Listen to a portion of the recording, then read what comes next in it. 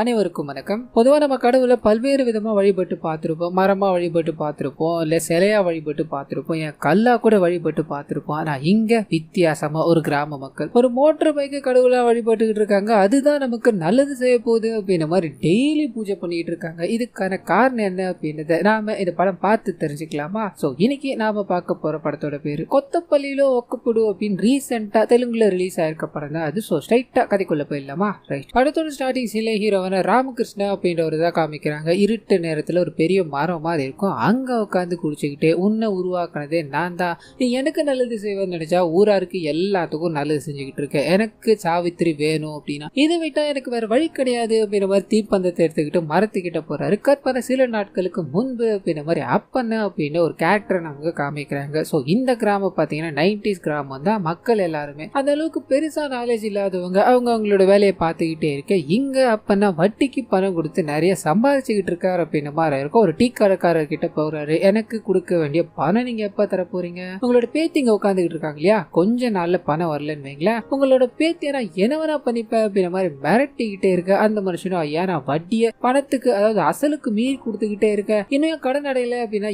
என்னையா அர்த்தம், இதுக்கு ஒரு முடிவு இல்லையா அப்படின்ற மாதிரி கேஞ்சிக்கிட்டே இருக்க. இந்த மனுஷன் கடுப்பாகிறார். பக்கத்துல இருக்க அவரோட பேத்தி கிட்ட போகலான்னு ட்ரை பண்ண. அந்த சமயத்துல தான் ராமகிருஷ்ணா உள்ள வர்றாரு. ஆனா எல்லா இடத்துல இருந்து வட்டியும் பணமும் கலெக்ட் பண்ணிட்டு வந்துட்டேன், இது நிக்கிறாரு பெரியவரு, நேத்து நைட்டு தான் பணம் கொடுத்தாரு, அதை மறந்துட்டார் போலியானு அப்படின்ற மாதிரி அந்த பெரியவரை காப்பாத்தணுன்றதுக்காக பணம் கொடுத்துட்டாரு அப்படின்ற மாதிரி இவரோட கை பணத்தை எடுத்து கொடுத்து இந்த அப்பனாவை அங்கிருந்து கூட்டு போறாரு அப்படின்றத காமிச்சு. அப்பனா ஒரு பெரிய புல்லட் மாதிரி வச்சிருப்பாரு, அதை ஆன் பண்ணலான்னு போக ஸ்டாண்ட்ல பாத்தீங்கன்னா ஒரு ஸ்ப்ரிங் ஒன்று லூஸா இருக்கும். இவர் வண்டியை ஸ்டார்ட் பண்ணலான்னு போகும்போது ஸ்ப்ரிங்கால அது பாத்தீங்கன்னா ஸ்டாண்டு கொஞ்சம் நவுந்து நிக்குது அப்படின்ற மாதிரி இருக்கும். ஆனா இன்னும் அந்த வண்டியை சரி பண்ணல, இவ்வளவு பணம் சம்பாதிக்கலன்னு வண்டியை சரி பண்ணாதான் என்னென்ன அப்படின்ற மாதிரி அந்த மனுஷன் கிட்ட பேசிக்கிட்டே வண்டியில போக கட் பண்ணா ஒரு பெரிய ரைஸ் மில் ஓனரை காமிக்கிறாங்க. சோ ரெட்டி அப்படின்றது இவருடைய பேரா இருக்கும். ஊருக்குள்ள ஒரு பெரிய மனுஷனா இருப்பாரு. இவரை பார்த்ததும் எல்லாரும் நடுங்குவாங்க அப்படின்ற மாதிரி இருக்கும். ஆனா அப்பனாக்கு சுத்தமா பயமே கிடையாது. ரெட்டிய மாதிரி ஆகணும் அப்படின்றதுக்காக அவர் முன்னாடி போய் உட்காந்துக்கிட்டு ஒரு லெட்டரை பார்த்தீங்கன்னா அதுல என்ன இருக்கும் அப்படின்னா, அப்பனா இதுக்கு கொஞ்ச நேரத்துக்கு முன்னாடி ஒரு பெரிய ஆலமரம் மாதிரி இருந்திருக்கும், அதுக்கு எதிரில் ஒரு பெரிய வட்டத்தை தோண்டிட்டு இருப்பாரு. காரணம் என்ன அப்படின்னா அங்க விலை மதிக்க முடியாத கற்கள் இருக்கு அப்படின்ற மாதிரி யாரோ சொல்லியிருப்பாங்க. சோ இந்த விஷயத்தால இவர் நோண்டிக்கிட்டே இருக்க. ரெட்டி உள்ள பூந்து அதை தடுக்கணும் அப்படின்ற மாதிரி வேலையில ஈடுபட, ஐயா நான் என்ன பண்ணாலும் சரி அதை தடுக்கிறதுக்கு ஏதாவது ஒண்ணு பண்ணிக்கிட்டே இருப்பேன், உன்னை தாண்டி வளர்றது தான் என் நோக்கம், நீ அந்த கற்கள் எடுக்கிறதுக்கு எனக்கு உதவி பண்ணு அப்படின்னா உனக்கு எனக்கும் சரி பங்கு என்ன, நம்ம டீல் பேசிக்கலாமா அப்படின்ற மாதிரி பேசலான்னு போக ரெட்டி பயங்கர கடுப்பாக்குறாரு. ஏன்னா அவருக்கு இவர் தன்னை விட கீழே இருக்கவர் அப்படின்றது புரியும். அப்பங்கார எங்க திரும்ப வேலை செஞ்சா என் காலுக்கு கீழே, நீ கொஞ்சம் கொஞ்சமா வளர்ந்து என்னை தாண்டி போகலான்னு பாக்குறியோ, உன்னால முடிஞ்சதை பார்த்துக்கோட அப்படின்ற மாதிரி அவரை அங்க பேசி அனுப்ப. அப்படியே கத்தான ராமகிருஷ்ணா இருக்கா இல்லையா, அவன் இவர் கூடியதான் வந்திருப்பா, வெளியே நின்றுகிட்டு இருக்கா. காரணம் என்ன அப்படின்னா சாவித்திரி அப்படின்ற மாதிரி இந்த ரெட்டிக்கு ஒரு பேத்தி இருப்பாங்க. அந்த பேத்தியை ஒரு ஒன் சைடா காதலிக்கிறார் அப்படின்ற மாதிரி இருக்கும். அவங்கள பார்த்தது ரொம்ப சந்தோஷமா பூரிப்புல நின்றுகிட்டே இருக்கு. இந்த விஷயத்த அவங்க கவனிக்கிறாங்க. அவனை ஸ்கூல் படிக்கும் போதே என் தாத்தா அதட்டி விட்டாரு, இப்ப வரைக்கும் அவன் ஏன் பின்னாடி சாவித்திரி சாவித்திரின்னு சொல்லி சுத்திக்கிட்டே இருக்கான். இது எங்க போய் முடிய போகுதுன்னு எனக்கு தெரியல. புலம்ப கற்பனா ஹீரோ கிட்ட போகுது. ஊருக்குள்ள ஒரு ரெக்கார்ட் டான்ஸ் கூட ஒண்ணு வச்சுக்கிட்டு இருக்காரு அப்படின்ற மாதிரி இருக்கும். ஒரு பொண்ணை டான்ஸ் ஆட வைக்கணும் அப்படின்றதுக்காக படாத பாடுபட்டுக்கிட்டே இருக்க. ஊருக்குள்ள ஒரு பெரிய நிகழ்ச்சி வைக்கணும் அப்படின்ற ஒரு கட்டாயம். அதுல நம்ம ஊருக்கார பொண்ணு ஆடிச்சு அப்படின்னா தான் நமக்கு பெருமை. ஊர்லயே அழகான பொண்ணு எங்கேயா இருக்கு அப்படின்ற மாதிரி பல வீசி தேடிட்டு இருக்காங்க. அப்பதான் சாவித்திரியா நம்ம பிக்ஸ் பண்ணலாம் அப்படின்ற மாதிரி முடிவு பண்றாங்க. தன்னோட காதலி நம்மளோட குழுல வந்து டான்ஸ் ஆனா எப்படி இருக்கும், முதல்ல அவளை ஒத்துக்க வைக்கணுமே அப்படின்ற ஒரு பெரிய பிளான போடுறாங்க. சோ ஹீரோ இது நேரம் வரைக்கும் சாவித்திரி கிட்ட ரொம்ப க்ளோஸ் எல்லாம் பேசினது கிடையாது, வணக்கம் மட்டும்தான் வச்சிருக்காரு. இப்படி இருக்கும்போது எப்படி நெருங்க முடியும்? இதனால சாவித்திரியோட வீட்டுல சாவித்திரிக்காக வேலை செய்யற ஒரு லேடி இருப்பாங்க, அவங்கள போய் முதல்ல இவர் பிடிக்கிறாரு. உன்னோட அப்பா நிறைய கடன் வாங்கியிருக்கா இல்லையா, அப்ப நான் கிட்ட அந்த கடனை நான் தீர்த்து வைக்கிறேன், நீ எனக்காக ஒரே ஒரு உதவி பண்ண முடியுமா? சாவித்திரி கிட்ட பேசி என்னோட குழுவில் அவன் ஊர் மக்கள் எல்லாம் முன்னாடியும் ஸ்டேஜ்ல டான்ஸ் ஆடணும், அதை நீ தான் எப்படியாவது பண்ணி கொடுக்கணும். நான் போய் கேட்டேன் அப்படின்னா அவன் எதுவுமே ஒத்துக்க மாட்டான். ஆனா நீ சொன்னா கரெக்டா இருக்கும் பெருமர் அந்த லேடி அனுப்பி விடுறாங்க. சோ அனுப்பி விடுறாங்க இல்லையா, இந்த லேடிய பேர் தங்கம் அப்படின்றத அவங்க போய் சொல்லும் போது முதல்ல சாவித்திரி சுத்தமா ஏத்துக்கல. இதனால முடியவே முடியாது, அவன் சொல்லிட்டா என்ன நான் டான்ஸ் ஆடணுமா அப்படின்ற மாதிரி பேசிக்கிட்டே இருக்க. இவங்க வேற மெத்தட கையாளுறாங்க. நான் அப்பவே சொல்லிட்டேமா உனக்கு டான்ஸ் எல்லாம் வராதுன்னு, அவனுக்கு தான் கேட்க மாட்டானுங்க, அறிவில்லாத பசங்க அப்படின்ற மாதிரி இவங்கள அதாவது சாவித்திரிய மட்டும் தட்டி பேசிக்கிட்டே இருக்க. ஒரு கட்டத்துக்கு மேல அவனுக்கு என்ன சொல்றது, நான் என்ன கேட்கறது, எனக்கு டான்ஸ் ஆட தெரியாதுன்னு வேற நீ சொல்லிட்டு வந்திருக்கல, அவனுங்களுக்காக நான் டான்ஸ் ஆடி காட்டுறேன் பாக்குறியா அப்படின்ற மாதிரி சம்மதிக்கிறாங்க. ஆனா பிரச்சனை என்ன அப்படின்னா ஹீரோ இருக்கா இல்லையா, அவரை டைரக்டா வந்து சொல்லி கொடுக்க முடியாது. பிரச்சனை ஆயிடும் அப்படின்றதுக்காக இந்த சைடு அந்த தங்கம் இருக்காங்க இல்லையா, அவங்க கிட்ட நம்ம ஹீரோ ஸ்டெப்ஸ் எல்லாத்தையும் சொல்லி அனுப்புவார். இவங்க அதை ஃபாலோ பண்ணி ஆடிக்கிட்டு இருக்காங்க. அப்படி ஆடிக்கிட்டு இருக்க எல்லாத்தையும் ஹீரோவையும் அவரோட கேங்கும் பார்த்து ரசிக்கிட்டு இருக்காங்க அப்படின்ற மாதிரி ஒரு சில விஷயங்கள் போய்கிட்டே இருக்கு. அப்படியே கட் பண்ணி அப்பனா இருக்கா இல்லையா, நம்ம தங்கத்தோட அப்பாவோட வீட்டுக்கே வந்து படுத்துட்டாரு. ஏன் தங்கத்தோட பக்கத்திலேயே படுத்துட்டாரு. தம்பி பக்கத்துல படுத்தனா அவ கூட படுக்க ரொம்ப நேரம் ஆயிடாது, என் பணத்தை எவ்வளவு சீக்கிரமா கொடுக்குறீங்களோ அது உங்களுக்கு நல்லதுப்பான்னு மிரட்டிட்டு போக இந்த லேடி இருக்காங்க இல்லையா தங்கம் வேக வேகமா அந்த பணத்தை செட்டில் பண்ணணும் அப்படின்ற மாதிரி ஹீரோ கிட்ட போக அந்த சமயத்துல தான் ஹீரோ வேற ஒரு டிசிஷன் எடுத்திருக்காரு. இது நேரம் வரைக்கும் சாவித்திரியா ஸ்டேஜ்ல ஆட வைக்கணும் அப்படின்னு தான் பிளான் போட்டிருப்பா இல்லையா, என்னோட சாவித்திரி மத்தவங்க எல்லா முன்னாடியும் போய் டான்ஸ் ஆடுறது எனக்கு என்னமோ பிடிக்கலடா, நான் அவளை ஸ்டேஜ் ஏற விடாம பண்ண போறேன்டா அப்படின்ற மாதிரி ஃப்ரெண்ட்ஸோட பேசிக்கிட்டே இருக்க அதே சமயத்துல சாவித்திரி இருக்காங்க இல்லையா, அவங்க தங்கம் கிட்ட நான் இந்த டான்ஸ்ல கலந்துக்க மாட்டேன், உனக்கு என்ன எனக்கு டான்ஸ் ஆட தெரியாது அப்படின்னு தான் அவனுக்கு சொன்னாங்க. ஆடி காமிச்சிட்டேன், இதுக்கு மேல எதுலயுமே நான் இன்வால்வ் ஆக விரும்பல, என்னோட தாத்தாக்கு தெரிஞ்சா பெரிய பிரச்சனை ஆயிடும் சொல்லிட்டு போய்கிட்டே இருக்க இவங்க கடுப்பாக்குறாங்க. என்ன நீ டான்ஸ் ஆடணும்னு சொன்ன எல்லாமே நாங்க பண்ணோம், இப்ப வேணானா அப்படியே போயிடுவியா, எனக்கு எல்லாம் தெரியாதம்மா நான் சொல்ல மாட்டேன், நீ அவங்க கிட்ட சொல்லிக்கோன்னு சொல்ல இவங்க ஒரு கணம் யோசிக்கிறாங்க. அப்படியே கற்பனா தங்கம் வேக வேகமா ஓடி வந்து சாவித்திரி உன்னை பார்க்கணும் அப்படின்றதுக்காக இந்த வைக்கோல் வச்சிருக்காங்க இல்லையா அந்த காடு, அந்த காட்டுக்குள்ள வெயிட் பண்ணிட்டு இருக்கா. என்ன எது நீயே கேட்டுக்கப்பா, ஆனா அது மட்டும் இல்லாம என்னோட அப்பாவை அந்த கடன் கேட்டு அப்பா நான் தொலை பண்ணிட்டு இருக்கா, அந்த கடன் பிரச்சனை பாத்துக்கோ என்ன அப்படின்ற மாதிரி சொல்லிட்டு ஹீரோ அனுப்பி வைக்க கற்பனா அன்னைக்கு இரவு காமிக்கிறாங்க. சோ சாவித்திரி போறதா இருந்தது இல்லையா, அவங்க வேற வேலை இருக்கு எனக்கு பிஸியா இருக்கு அப்படின்ற மாதிரி அந்த இடத்துக்கு போகாம விட்டுடுறாங்க. இந்த விஷயத்த தங்கம் தெரிஞ்சு கொடுத்தோம், என்னடி அவனை பார்க்க போறேன்னு சொன்னதால தானே நான் அவனை அங்க வர சொன்னேன், இப்ப போகாம இருந்தா என்ன அர்த்தம், இது நேரம் வரைக்கும் அவன் அங்கேயே காத்துக்கிட்டு இருந்தா என்ன பண்றதுன்னு சொல்ல சாவித்திரி கண்டிப்பா அவங்க இருந்து போயிருப்பா, எனக்காகலாம் அவன் காத்துக்கிட்டு இருக்க மாட்டான்னு சொல்ல இவங்க காத்துக்கிட்டு இருந்தா என்ன பண்றதுன்னு கேட்க அப்படியே கட் பண்ணி நம்ம ஹீரோ கிட்ட போகுது. சாவித்திரி ஒருவேளை நம்ம ஏமாத்திட்டாலோ இல்ல வருவாளோ அப்படின்ற யோசனையில உட்காந்துக்கிட்டே இருக்கும்போது தூரத்துல ஒரு பொண்ணு நடந்து வராங்க. சோ அது சாவித்திரி தான் அப்படின்ற மாதிரி வேக வேகமா லைட் எல்லாத்தையும் அரிசி பார்க்க அங்க வந்து இருக்கிறது தங்கம் தான். சோ சாவித்திரி வரல அப்படின்ற விஷயத்த சொல்லணும்ன்றதுக்காக தான் இவங்க இங்க வந்திருக்காங்க. சோ இவர்கிட்ட இவங்க பேசிக்கிட்டே இருக்க அந்த சமயத்துல இவங்களோட முதுகுக்குள்ள ஏதோ ஒரு பூச்சி அதை தட்டி விட்டுக்கிட்டே இருக்க நம்ம ஹீரோ உதவணும் அப்படின்ற மாதிரி போறாரு. ரெண்டு பேரும் பொத்துன அந்த வைக்கோல்குள்ள விழ அந்த சமயம் ஒரு பார்த்து தங்கத்தோட அப்பா இருக்கா இல்லையா அங்க வந்துட்டாரு, லைட் அடிச்சு பார்த்துட்டாரு. சோ இவங்க ரெண்டு பேரும் தப்பு பண்ணிட்டாங்க, என் பொண்ணு அவன் இழுத்துட்டு போய் ஏதோ பண்ணிட்டான் அப்படின்ற மாதிரி அந்த ரெட்டியோட வீட்டுல ஒரு பெரிய பஞ்சாயத்தை போட்டுறாங்க. மாத்தி மாத்தி அடிச்சுக்க ஆரம்பிக்கிறாங்க. தூரத்துல இருந்து சாவித்திரி இது எல்லாத்தையும் வேடிக்கை பாக்குறாங்க. அவங்களால எதுவுமே பேச முடியல, மௌனமா இருக்காங்க. ஆனா இந்த சைடு நம்ம ஹீரோவோட அத்தைன்னு ஒருத்தவங்க இருப்பாங்க, இந்த சைடு தங்கத்தோட அம்மான்னு ஒருத்தவங்க இருப்பாங்க. ரெண்டு பேரும் முடிய பூச்சி பயங்கரமா சண்டை போட்டுக்கிட்டே இருக்கு. இத்தோட முடிவுல ரெட்டி இருக்கா இல்லையா, இவங்களோட சண்டைக்கு ஒரு முற்றுப்புள்ளி வச்சாக்கணும் அப்படின்ற மாதிரி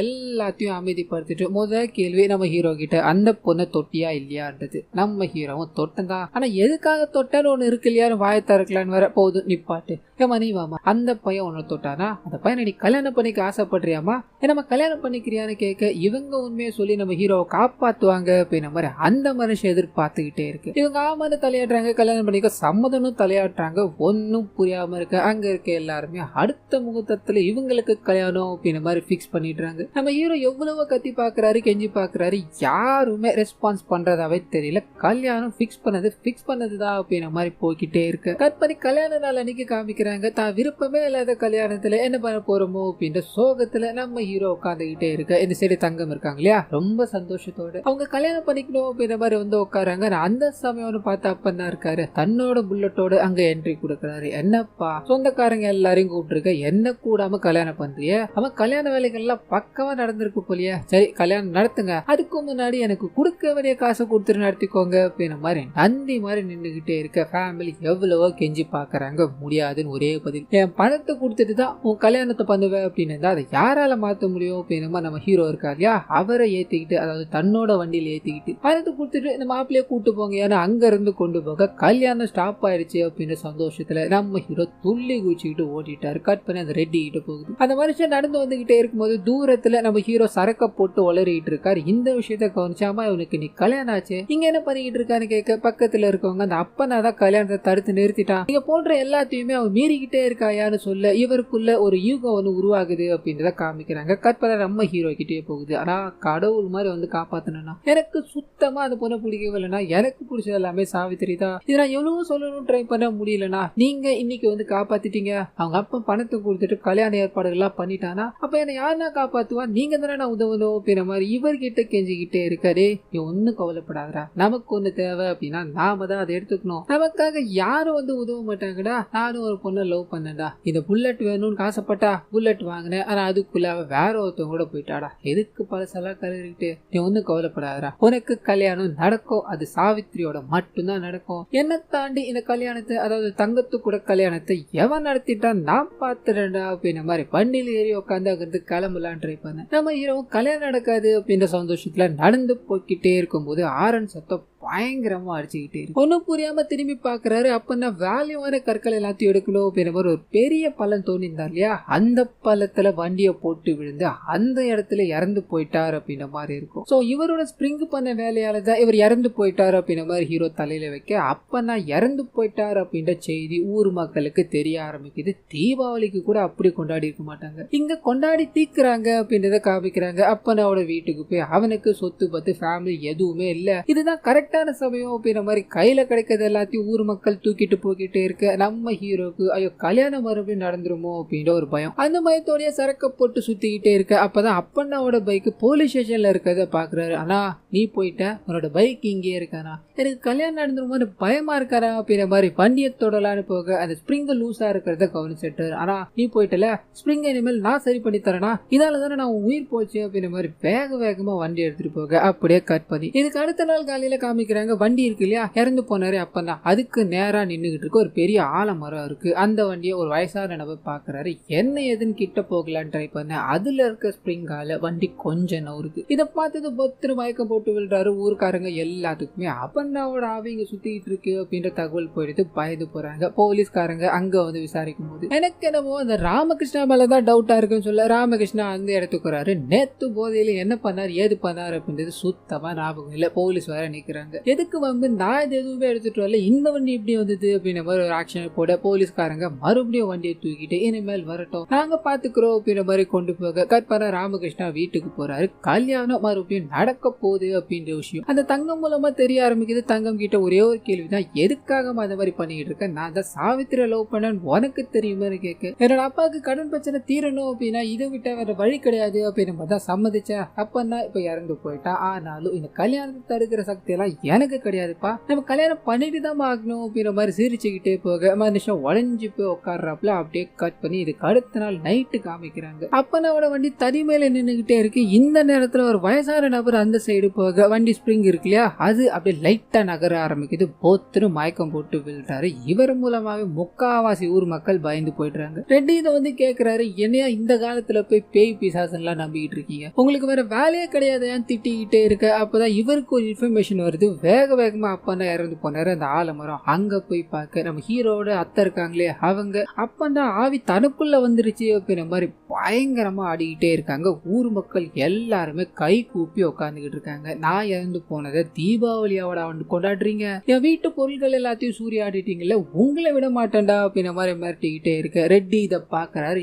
ஏன்னா நடிச்சுக்கிட்டு இருக்கியா அப்படின்ற மாதிரி கிட்ட போக கற்களை எல்லாத்தையும் தூக்கி ரெட்டி அட்டாக் பண்ணலான்னு அந்த அம்மா வரும்போது ரெட்டி எதுவுமே பேசாம அங்க இருந்து கிளம்பிட்டார். கட் பண்ண ஊர் மக்கள் கிட்ட அவங்க பேச ஆரம்பிக்கிறாங்க. நீங்க பண்ண விஷயங்கள் எல்லாத்தையுமே நான் மன்னிக்கணும் அப்படின்னா எனக்கு நீங்க ஒரு சில விஷயங்களை பண்ணியாக்கணும். நான் எவ்வளவுதான் ஐயோகேத்தனம் பண்ணியிருந்தாலும் இப்போ உங்களுக்கு நான் வட்டிக்கு விடுறவனா வர கிடையாது, உங்களோட கடவுளா வந்திருக்கேன் அப்படின்ற மாதிரி உங்க எல்லாரையுமே நான் காப்பாத்தணும்னா சில விஷயங்களை நீங்க பண்ணி ஆகணும். அதுல முதல் விஷயம் என்ன அப்படின்னா, இந்த இடத்துல எனக்காக ஒரு கோவில் கட்டி ஆகணும், என்னோட பைக் இருக்கு இல்லையா அதை நீங்க பூஜை பண்ணி வணங்கி ஆகணும் அப்படின்ற மாதிரி சொல்லிட்டு, நான் சாகிறதுக்கு முன்னாடி யார் யாருக்கெல்லாம் கடன் கொடுத்தனோ அந்த எல்லா கடன் பாக்கியும் இந்த உண்டியல்ல வந்தாகணும் அப்படின்னு ஒரு பெரிய உண்டியல வைக்கிறாங்க. அது மட்டும் இல்லாம அமாவாசை ஆச்சு அப்படின்னா யாருமே வீட்டை விட்டு வெளியே வரக்கூடாது, அன்னைக்கு ஊருக்குள்ள தெரு தெருவா சுத்தி நான் நடந்துகிட்டு இருப்பேன் அப்படின்ற மாதிரி பயங்கரமா சொல்லிட்டு மயக்கம் போட்டு விழுந்து போக ஊர் மக்கள் எல்லாருமே பயந்து போறாங்க. கடவுளா அந்த அப்பா வராரு, இதை நம்ம பண்ணிதான் ஆகணும் அப்படின்ற மாதிரி மரத்தை சுத்தி ஒரு சில மாந்திரிக விஷயங்கள் எல்லாத்தையும் பண்ணி பைக்கை வச்சு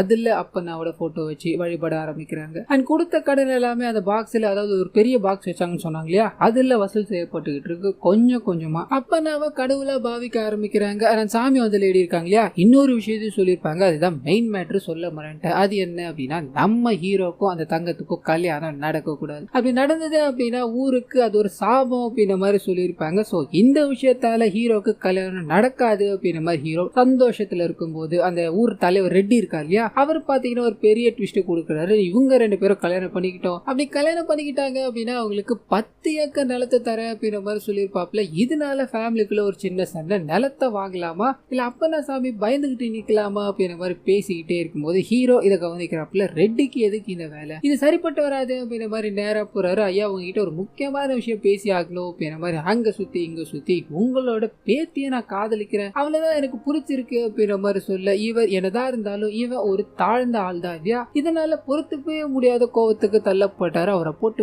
பயங்கரமா இருச்சு. உனக்கு என் பேத்தி கேக்குதாடா, இன்னொரு தடவை என் கண்ணு முன்னாடி பட்டன் வை, உன்னை அந்த இடத்துல சாகடிச்சிருடான்னு சொல்ல இந்த விஷயத்த சாவித்திரி பார்த்து ஒரு மாதிரி சோகமா இருக்காங்க. கட் பண்ணா அடி வாங்கி தனிமையில இருக்க நம்ம ஹீரோவை காமிக்கிறாங்க. என்ன பண்றதுன்னு தெரியாம சோகத்துல இருக்காரு. அப்படியே இன்னொரு பக்கம் அந்த ஊருக்கு எம்எல்ஏ வர மாதிரி காமிக்கிறாங்க. வேகமா அந்த ரெட்டியோட வீட்டுக்கு போய், ஐயா உன் வீட்டுக்கு வரல, எனக்கு டைம் இல்ல, ஒரு முக்கியமான இடத்துக்கு போய் ஆகணும், அதுக்கு நீ வந்தாகலையா அப்படின்ற மாதிரி வேகமா அந்த அப்பண்ணா கோவில் இருக்கு இல்லையா, கிரியேட் பண்ணாங்களே அந்த கோயிலுக்கு கூட்டு போறாரு. ரெட்டிக்கு இது மேல எல்லாம் சுத்தமா நம்பிக்கையே இல்ல, ஏனோ தானு கூட வந்து நின்னுகிட்டே இருக்கு. ஆனா எம்எல்ஏ பயங்கரமான நம்பிக்கை, அந்த சாமியை கும்பிட்டா எல்லாமே நடக்கும் அப்படின்ற நம்பிக்கையில தேங்காயை உடைக்கிறாரு, பூவை தூக்கி போட்டாரு, அந்த மோட்டர் பைக் இருக்கு இல்லையா அதை வணங்குறாரு. என்னென்னமோ பண்ணிக்கிட்டே இருக்க கடைசியில அந்த ஊருக்கு பெரிய தனி டேங்க் கொண்டு வரணும் அப்படின்ற மாதிரி இந்த ரெட்டி நிறைய பேர்கிட்ட பேசிட்டு இருந்திருப்பாரு. அதுக்கான வேலைகள் எல்லாத்தையும் பண்ணிக்கிட்டு இருந்திருப்பாரு. இப்போ அந்த தனி டேங்க் வரப்போகுது, அதுவும் அப்பண்ணா கோயிலோட வாசல்ல வரப்போகுது அப்படின்ற மாதிரி அந்த பிளான் நிறுவனத்துக்கு வேலைகள் இருக்கும் இல்லையா, அது எல்லாத்தையுமே எம்எல்ஏ அங்க இருக்க மக்கள் முன்னாடி சொல்லிக்கிட்டே இருக்கு. ரெட்டி பயங்கர டென்ஷன் ஆயிட்டாரு. ஆனாலும் எம்எல்ஏ நிறுத்துறதாவே தெரியல. இந்த தனி டேங்க் எங்க வரப்போகுது இல்லையா, அத இந்த கோயிலோட தர்மகர்த்தா இருக்காரு, அவரே பார்த்துக்கிட்டோம், அவரே எல்லா வேலைகளையும் பண்ணிக்கிட்டோம் அப்படின்ற மாதிரி சொல்ல, அந்த மனுஷரோட டாக்குமெண்ட் எல்லாத்தையும் வாங்கிட்டு கடவுளோட அருளால நம்ம ஊருக்கு தனி டேங்க் வரப்போகுது, இதெல்லாமே அந்த அப்பண்ணா சாமியால தான் நடக்குது அப்படின்ற மாதிரி அப்பண்ணா சாமிக்கு ஜேன் ஒரு முழக்கத்தை கொடுக்க அங்க இருக்க எல்லாருமே கத்த ஆரம்பிச்சிட்டாங்க. ரெட்டி என்ன பேசுறதுன்னு தெரியாம இந்த மாதிரி மூட நம்பிக்கை பிடிச்சவங்க கிட்ட நான் என்னையா சொல்றது அப்படின்ற மாதிரி சரக்க போட்டு நம்ம ஹீரோ இருக்கார் இல்லையா அவரை கூப்பிட்டு வச்சு புலம்புறாப்புல. நான் கைய கால பிடிச்சி இந்த ஊருக்கு டேங்க் வரணும்னு எவ்வளவோ பண்ணிக்கிட்டே இருந்தேன், ஆனா வந்தது எல்லாமே நாசமா போயிருச்சு, அந்த அப்பண்ணாவோட பேர்ல துறக்குறானுங்க, எனக்கு என்னையா மரியாதை, அப்பண்ணாவோட அப்பன் எனக்கு கீழே வேலை பார்த்தவன், இப்போ அப்பண்ணா என்ன தாண்டி வளரணும் அப்படின்ற ஆசையோட சுத்திக்கிட்டே இருந்தான், என்னோட நல்ல நேரமான தெரியல இறந்து போயிட்டான், இறந்தும் அவனோட இம்சை எனக்கு இன்னும் போகலையா, ஒன்னு பண்ணு, என்னோட பேத்தி தானே உனக்கு வேணும்ல, நான் கல்யாணம் பண்ணி வைக்கிறேன்டா, ஆனா எனக்கு இந்த அப்பண்ணா கோயிலும் சரி அப்பண்ணாவும் சரி இந்த ஊரை விட்டு மொத்தமா முடிஞ்சாகணும், அதை மட்டும் நீ பண்ணி கொடுத்துட்ட அப்படின்னா என்னோட பேத்தி நீ கல்யாணம் பண்ணிக்கும், இது என்னோட வாக்குறுதி அப்படின்ற மாதிரி சொல்ல இந்த விஷயத்த சாவித்திரி கவனிக்கிறாங்க. ஹீரோ என்னதான் பண்றாரு அப்படின்ற மாதிரி ஒளிஞ்சு நின்று பார்க்க ஆரம்பிக்கிறாங்க. கட் பண்ணா ஹீரோ பண்ண ஒரு சில விஷயங்கள் ரிவீல் ஆகுது. அந்த ஊர்ல இவரோட ஆத்தை தான் முதல்ல அந்த அப்பண்ணாவோட ஆவி வந்துருச்சு அப்படின்ற மாதிரி ஆடி இருப்பாங்க இல்லையா, அது பக்காவா ஃப்ரேம் பண்ணப்பட்டதுதான். இந்த ஊர்ல இருக்கவங்கள பணத்தை கலெக்ட் பண்ணணும், அண்ட் இந்த ஊர்ல அந்த கல்யாணத்தை நடக்க விடாம பண்ணணும் அப்படின்றதுக்காக தான் ஹீரோ அந்த மாதிரி நடிக்க சொல்லியிருப்பாரு. இன்னொரு பக்கம் கோயில் தர்மகர்த்தாவா இருக்காரு, அவரும் நம்ம ஹீரோ சொல்லிதான் இப்படி ஒரு வேலையெல்லாம் பார்த்திருப்பாப்ல. இப்ப போய் அந்த வேலைகள் எல்லாத்தையும் விட்டுருங்க, அந்த கோயில் அழைச்சிட்டீங்க அப்படின்னா கல்யாணம் நடந்துரும் அப்படின்ற மாதிரி சொல்ல ரெண்டு பேருமே முடியாதுன்றாங்க. ஏன்னா நல்ல வசூல் வந்துகிட்டு இருக்கு, நாங்க நினைச்சது ஒண்ணு இங்க நடந்ததுன்னா போயிட்டு இருக்கு, மக்கள் எல்லாருமே நம்ப ஆரம்பிச்சுட்டாங்க, இதுக்கு மேலாம் பண்ண முடியாது, உன் வேலையை பார்த்துக்கோ அப்படின்ற மாதிரி அனுப்பிவிட ஹீரோ என்ன பண்ணுறதுன்னு தெரியாம தன்னோட ஃப்ரெண்ட்ஸ் கிட்ட போறாரு. இதை பத்தி சொல்லிடு, நீங்க தாண்டா உதவி பண்ணணும்னு கேட்க, டே ஊருக்குள்ள எல்லாருமே அப்பண்ணா சாமி இருக்காரு, அவர் நல்லது பண்ணிட்டு இருக்காரு அப்படின்ற மாதிரி நம்ப ஆரம்பிச்சிட்டாங்க, உன்னோட சுயநலத்துக்காகலாம் எங்களால இதை தலையிட முடியாதுடா, எங்களை மன்னிச்சிடறான்னு சொல்ல இந்த மனுஷன் மட்டும் தனியால அந்த கோயிலை ரிமூவ் பண்ணணும் அப்படின்ற மாதிரி இறங்க ஆரம்பிக்கிறார். முதல் வேலை அந்த இடத்தோட லேண்ட் ஓனர் இருக்கா இல்லையா அவரை கூட்டு வந்து அங்க இருக்க எல்லாரையும் பயமுறுத்துறாரு. யாரை கேட்டுப்பா எங்க கோயிலை கட்டினீங்க, லேண்ட் ஓனர் நான் இருக்கும்போது என்னை தாண்டி நீங்க எப்படி இவ்வளவு பெரிய வேலையை பார்க்கலாம் அப்படின்ற மாதிரி லேண்ட் ஓனர் வந்து பயங்கரமா சண்டை போட்டுக்கிட்டே இருக்கு. இந்த பைக்கு தான் கடவுளா, ஏன்னா வித்தியாசமா இருக்கு அப்படின்ற மாதிரி பைக் கிட்ட போறாரு. அப்ப இவரோட தலையில பெல் இருக்கு இல்லையா அது அடிச்சு இவர் லைட்டா வலிக்குது அப்படின்ற மாதிரி கீழே உட்காரு. அந்த சமயத்துல இவருக்கு 2 போன் கால். முதல் போன் கால் இவர் அப்பா ஆயிட்டார் அப்படின்றது, 2வது போன் கால் இவரோட சைட்ல இவருக்கு ஒரு பயங்கரமான ட்ரெஷர் கிடைச்சிருக்கு அப்படின்றது. இது எல்லாமே இந்த அப்பண்ணா சாமியோட அருளாலதான், எங்க தலையில மணி இடிச்சதாலதான் இப்படி நடந்திருக்கு அப்படின்ற மாதிரி அங்க இருக்க பூசாரி அப்பண்ணா சாமிக்கு ஜெயின்னு சொல்ல எல்லாருமே கத்த ஆரம்பிச்சுட்டாங்க. ஏன் லேண்ட் ஓனரே இந்த கடவுள் இருக்கார் அப்படின்ற நம்பிக்கையில அங்க இருந்து போக கட் பண்ணா இவரை பத்தின விஷயங்கள், அதாவது அப்பண்ணா சாமியை பத்தின விஷயங்கள் நியூஸ் பேப்பர்ல பயங்கரமா வர ஆரம்பிக்குது. ஊர் மக்கள் எல்லாருமே அங்க கொத்து கொத்தா குவிய ஆரம்பிக்கிறாங்க. இதனால நம்ம ஹீரோக்கு ஒரு மாதிரி டென்ஷன் ஆயிடுது. அந்த சமயம் பார்த்து ஒரு நியூஸ் சேனல்காரங்க இதை கவர் பண்ணணும் அப்படின்ற மாதிரி வர, இது கரெக்டான சமயம் அப்படின்ற மாதிரி, என்னமா எங்களோட ஊர் கடவுளை பத்தி எடுக்கலான்னு வந்துருக்கீங்களா, எங்களோட கடவுள் மணியை மட்டும் நீங்க அடிச்சிட்டீங்கன்னு வைங்க, நீங்க நினைக்கிறதுலாம் நடக்குமா, சாம்பிள் வர ஏதாவது பண்ணி காமிக்குவா, அதை நீங்க கேப்சர் பண்றீங்களா, எங்களோட கடவுள் இருக்குன்னு நம்புறீங்களா நீங்க அப்படின்ற மாதிரி ஏதாவது வேண்டிக்கோங்கம்மா, கண்டிப்பா நடக்கும் வாங்கம்மா அப்படின்ற மாதிரி அவங்கள ஃபோர்ஸ் பண்ணி கூப்பிட்டுக்கிட்டே இருக்க இவரோட நண்பர்கள் டே வேறாடா விட்டுடுறா, அவங்களை எதுக்காக இந்த மாதிரி பண்ணிட்டு இருக்க, அவங்க வீடியோ எடுத்துட்டு போட்டோம்டான்னு சொல்லிக்கிட்டே இருக்கு. ஆனா இந்த மனுஷன் ஒரு பிளானோட தான் இருக்காரு இல்லையா, முதல் வேலையா நீங்க இப்போ ஒண்ணு வேண்டியே ஆகணும், அது கண்டிப்பா நடந்தே ஆகும், இதுதான் எங்களோட கடவுளோட அருள் அப்படின்ற மாதிரி சுத்தி முத்தி பாக்குறாரு. 9 வருஷமா ஒருத்தர் படுத்த படுக்கையா இருக்காரு. அவர்கிட்ட போறாரு, இவர் எழுந்து நடக்கணும், ஒரு உடம்பு குணமாகணும் அப்படின்ற மாதிரி நானும் வேண்டிக்கிறேன், நீங்களும் வேண்டிக்கோங்க, இப்ப மணி அடிச்சு உங்களோட கடவுளோட சக்தி என்ன அப்படின்றத உங்களுக்கு காமிக்கிறேன் அப்படின்ற மாதிரி வேக வேகமா போய் அவருக்கு உடம்பு சரியாகும். இதை நீங்க தான் அப்பதான் சாமிக்கு பாத்துக்கணும் அப்படின்ற மாதிரி மணி எல்லாத்தையும் அடிச்சு ஒரு குச்சி ஒண்ணு இருக்கும், அதை வச்சு பயங்கரமா ஆட்டம் போட்டுக்கிட்டே இருக்கு. எதுவுமே நடக்கல. ஐயோ சாமி பொய்யாயிடுச்சா, பொய்யான சாமி இதுக்கு மேல ஊர்ல வச்சிருக்கோம், நம்ம என்ன ஊர் மக்கள் எல்லாம் இடிச்சல்லாமா அப்படின்ற மாதிரி கோயில வேக வேகமா அடிக்கலான்னு போக 9 வருஷமா ஒருத்தர் படுத்த படுக்கையா இருந்தார் இல்லையா, அவர் எழுந்து தடுக்க வராரு அப்படின்ற மாதிரி இருக்கும். இதை பார்த்துதான் அங்க இருக்க எல்லாருமே புல்லரிச்சு போயிட்டுறாங்க. கடவுள் இருக்காரு போல, அந்த அப்பண்ண சாமி தான் அவரை கை கூப்பி நடக்க வச்சிருக்காரு போல அப்படின்ற மாதிரி கையெழுத்து கும்பிட ஆரம்பிக்கிறாங்க. ஹீரோ என்ன பண்றதுன்னு தெரியாம சோகமா உட்காந்து அந்த மனுஷனுக்கு எதுவுமே இல்லை, டாக்டர் நீ எப்போ நடக்கலாம், அது உன்னோட மனநிலைமை பொறுத்துதான் அப்படின்ற மாதிரி உட்கார விட்டாங்க.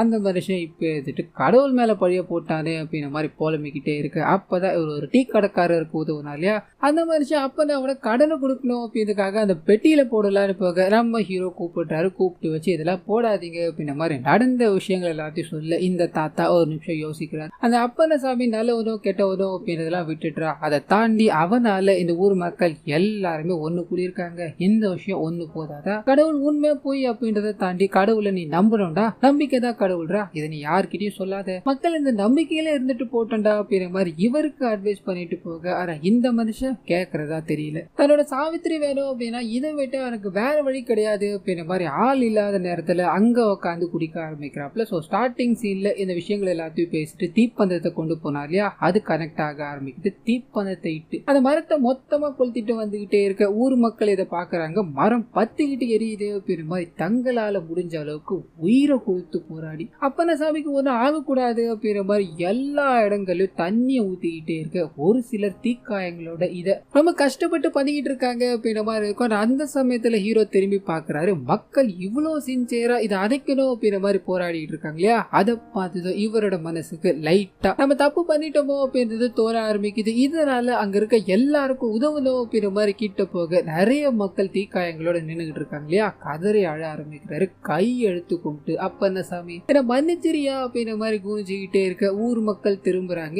இவன் தான் இந்த வேலையை பார்த்திருக்கான், இவனை உயிரோட விடக்கூடாது அப்படின்ற மாதிரி ஹீரோவை போட்டு பயங்கரமா தாங்கிக்கிட்டே இருக்க அந்த சமயம் பார்த்து பக்கத்துல ஒரு டேங்க் ஒன்று கட்டினாங்க இல்லையா, அது இடிஞ்சு விழ ஆரம்பிக்குது, மொத்தத்தையும் அணிஞ்சு போயிருது அப்படின்ற மாதிரி இருக்கும். இதுக்கு அடுத்த நாள் காலையில மக்கள் எல்லாருமே கடவுளோட மரத்தையும் அந்த மோட்டர் பைக் இருக்கு இல்லையா அதையும் சரி பண்ணிக்கிட்டே இருக்கு. அந்த இடத்துக்கு சாவித்திரி வராங்க. சோ ஹீரோ பண்ற விஷயங்கள் எல்லாமே இவங்களுக்கு தெரியும். நீ சின்ன வயசுல இருந்து என்ன லவ் பண்றதா, கல்யாணம் பண்ணிக்கணும்ன்ற ஆசை உனக்கு இன்னமும் இருக்குதானே அப்படின்ற மாதிரி சொல்ல ஹீரோ இப்போ ஒரு மாதிரி தெளிவுக்கு வந்துருப்பாப்ல. நம்ம ஸ்கூல்ல படிச்சுக்கிட்டு இருக்கும் போது நம்மளோட ஸ்கூல் சார் சொல்லுவா இல்லையா, ஒரு பொருளை உருவாக்குறது ரொம்ப ரொம்ப கஷ்டம், அதை அழிக்கிறது ரொம்ப ஈஸின்னு. அது இங்க எனக்கு ஞாபகம் வருது. இங்க உருவாக்குறது தான் ஈஸியா இருந்தது, அழிக்கிறது தான் கஷ்டமா இருக்கு. நீ வேணும் அப்படின்றதுக்காக மக்களோட நம்பிக்கையை உடைக்கணும் அப்படின்ற மாதிரி நான் எவ்வளவோ ட்ரை பண்ணி பார்த்துட்டேன், ஆனா எதுவுமே இங்க நடக்கல. என்ன நான் இதுல தோத்து போயிட்டேன், தங்கத்தை கல்யாணம் பண்ணிக்கிட்டு சந்தோஷமா வாழ போறேன், இதை தவிர எனக்கு வேற வழி கிடையாது அப்படின்ற மாதிரி சொல்லிட்டு தன்னோட காதல அழிச்சிட்டு புது கல்யாணத்துக்கு ரெடி ஆகிட்டு இருக்காரு அப்படின்ற மாதிரி இருக்கும். முதல்ல அவரோட அத்தை கிட்ட போய் கல்யாணத்துக்கு வந்துருங்கன்னு சொல்ல அவங்க நான் பண்ண தப்பு எல்லாத்துக்குமே அந்த மரம் தீப்பிடிச்சு எரிஞ்சது இல்லையா, அப்ப ரியலைஸ் பண்ணிட்டேன்டா, இனிமேல் மக்களை நான் ஒருபோதும் ஏமாத்துறதா கிடையாது, அதுல வர பணங்கள் எல்லாத்தையுமே மக்களோட நன்மைக்காக பயன்படுத்த போறேன், அது மக்களோட நம்பிக்கையை உடைக்க மாட்டேன் அப்படின்ற மாதிரி சொல்ல இவருக்குள்ள ஒரு சின்ன சந்தோஷம். ரெண்டாவது அந்த கோயில் தர்மகத்தான்னு ஒருத்தர் இருந்தார் இல்லையா, அவர்கிட்ட போகுது, நான் டேங்கை ஒழுங்கா கட்டலப்பா, அதுக்கு கொடுத்த காசு செலவு பண்ணாம நானே கொஞ்சம் எடுத்துக்கிட்டேன், அதனாலதான் டேங்க் உடைஞ்சிருச்சு போல, நல்ல வேலையா தீப்பிடிச்சு எரிஞ்சிருக்கும் போது அந்த டேங்க் உடைஞ்சது, அதனால மக்களுக்கு எதுவும் ஆகாம போயிருச்சு, இனிமேலும் நான் ரிஸ்க் எடுக்க விரும்பல, அப்பன்னா சாமி இருக்காரோ இல்லையோ அந்த நம்பிக்கை ஒண்ணு போது எனக்கு, அதுக்கு பின்னாடி நான் போக ஆரம்பிச்சிருவோம்ப்பா அப்படின்ற மாதிரி சொல்ல ரெண்டு சைடும் நம்ம ஹீரோ பாக்குறாரு இல்லையா, சந்தோஷமா தன்னோட ஃப்ரெண்ட்ஸை கூப்பிடலான்னு போக அவனுங்க இன்னும் கோபத்துல தான் இருக்காங்க. இவர்கிட்ட சரியா பேசுறதா தெரியல. சரின்னு அங்க இருந்து ஹீரோ கிளம்புறாரு. கட் பண்ண அடுத்த நாள் காலையில கல்யாணத்துக்கு பயங்கரமா ரெடி ஆகி கல்யாண மேடையில உட்காரும் போது இன்னொரு பக்கம் தங்கம் கல்யாணம் கல்யாணத்துக்கு ரெடி ஆயிட்டு இருக்காங்க. அந்த சமயத்துல சாவித்திரி நம்ம ஹீரோ லவ் பண்றாங்க அப்படின்ற விஷயம் தங்கத்துக்கு தெரிஞ்சு போயிடுச்சு. இதுக்கு மேல இந்த கல்யாணம் பண்றதுல விருப்பம் இல்ல அப்படின்ற மாதிரி கல்யாணமே வேணா அப்படின்ற மாதிரி நிப்பாட்ட அங்க இருக்க எல்லாமே ஏன் எதுக்குன்னு கேட்டுக்கிட்டே இருக்காங்க. அப்பதான் என்னோட கனவுல வந்தாரு, பயங்கர கோபமா இருக்காரு. இந்த கல்யாணத்தை பண்ணா ஊருக்கு சாபமாயிடும் அப்படின்ற மாதிரிலாம் சொல்லிட்டாருன்னு பழைய பிட்டு இருக்கு இல்லையா, அதை தூக்கி போட அந்த சமயத்துலதான் அந்த ரெட்டி இருக்காரு கோயில்ல பயங்கரமா பிரச்சனை பண்ணிட்டு இருக்காரு அப்படின்ற ஒரு தகவல். வேகமா ஓடி போய் பார்க்க நம்ம ஹீரோ இருக்காரு. அந்த மனுஷன் என்னால இந்த கோயில் எதுவுமே பண்ண முடியல, நான் மன்னிச்சிருங்க அப்படின்ற மாதிரி சொல்லிட்டு போயிருப்பாப்ல. அந்த கோவத்தை இங்க காட்ட ஆரம்பிக்கிறாரு. எவன்டா உங்களுக்கு சாமி, படிச்சிருக்கீங்களா இல்லையாடா, கிராம பசங்க எல்லாருமே முட்டா பசங்களா இருக்கீங்களாடா அப்படின்ற மாதிரி கண்ணை காட்டி மிரட்டி அங்க இருக்க எல்லாத்தையுமே பிச்சு போட்டுட்டு அவரோட வண்டி இருக்கு இல்லையா, அப்பனாவோட வண்டி, அந்த வண்டியை தூக்கிட்டு போய் ரயில்வே ட்ராக்ல நிப்பாட்டாரு. உங்களோட சாமி நல்ல சாமியா இருந்தது அப்படின்னா இந்த ட்ரெயின் வருது இல்லையா, அதை தாண்டி இந்த வண்டி பொழிச்சுக்கிட்டோம்டா. இன்ன வரைக்கும் அதாவது இந்த காலத்துல கூட பேய் பிசாசு கடவுள் அந்த மாதிரிலாம் நம்பிக்கிட்டு இருக்கீங்களே, கடவுள் அப்படின்றது ஒரு நம்பிக்கையா இருக்க வேண்டியது, அதை மூட நம்பிக்கையா மாத்திராதீங்கடா அப்படின்ற மாதிரி நின்றுகிட்டே இருக்க எல்லாருமே கண்ணு இருக்கிறதால கிட்ட வராம இருக்காங்க. ஐயா பண்ணுது தப்பு, அப்பன சாமிக்கு கோவம் வந்துடும், இதை பண்ணாதீங்கயா அப்படின்ற மாதிரி கெஞ்சிக்கிட்டே இருக்க ட்ரெயின் வேகமா வர ஆரம்பிக்குது. எல்லாருமே அந்த ட்ரெயினால வண்டிக்கு என்ன ஆக போதோ அப்படின்ற மாதிரி பயத்துல நின்றுகிட்டே இருக்க. ரெட்டி மட்டும் சந்தோஷத்துல இருக்காரு. அப்பனாவோட வண்டி அழிய போகுது அப்படின்ற மாதிரி. அந்த சமயத்துலதான் சூப்பரான ஒரு ட்விஸ்ட் நடக்குது. அந்த வண்டியில ஸ்ப்ரிங் இருக்கும் இல்லையா, எல்லா வாட்டியும் அந்த ஸ்ப்ரிங் நவுந்து போய்கிட்டே இருக்கும். வண்டி கொஞ்சம் மூவ் ஆயிருக்கும். இந்த வாட்டி ட்ரெயின் வர்ற அந்த வைப்ரேஷனால ஸ்ப்ரிங் அப்படியே பறக்க ஆரம்பிக்குது அப்படின்றத காமிக்கிறாங்க. கரெக்டா அந்த பறந்த எஃபெக்ட்ல வண்டி இருக்கு இல்லையா, அந்த மோட்டர் பைக் அப்படியே திரும்ப ஆரம்பிக்குது. ட்ரெயின் மேல ஒரு இடி கூட படல, பறந்து அப்படியே கேட்டுக்கு வெளியில போய் உட்காரு. மக்கள் இதை பாக்குறாங்க. அப்பன்னா சாமிக்கு ஜெயின்னு சொல்ல எல்லாருமே கத்த ஆரம்பிக்கிறாங்க.